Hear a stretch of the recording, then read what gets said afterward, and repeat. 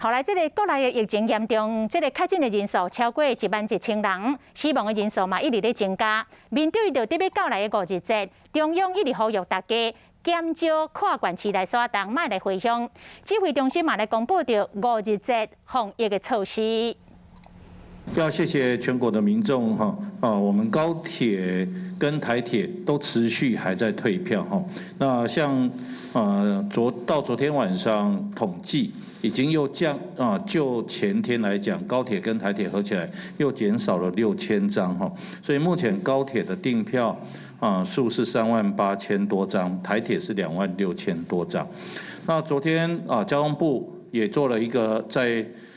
除了公共运输我们已经有一定的成效以外呢，那我们也希望在个人运输上面，就是在高速公路的运载，那有做一些流量的这个控管。那会从6月11号的晚上9点就开始，一直施行到6月14号的24点为止所以这个会采取各个匝道口来做移控的管制。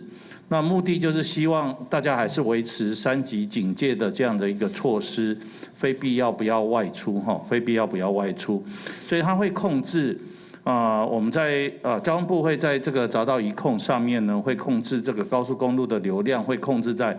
平常廉价的交通量的1/2以下。所以说，它如果上面的流量太多，它就会一直在维持这个匝道的移控。那我们还是希望所有的这个国人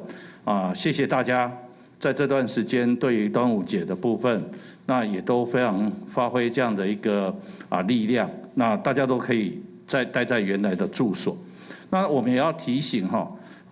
真的有必须要返乡的，那你自己要做好自主健康的这个监测那也一定务必遵守3级警戒的措施，那也不可以随意的外出，那你跟家人之间的相聚呢，也最好做好一定的这个防护的这个距离的部分所以这个。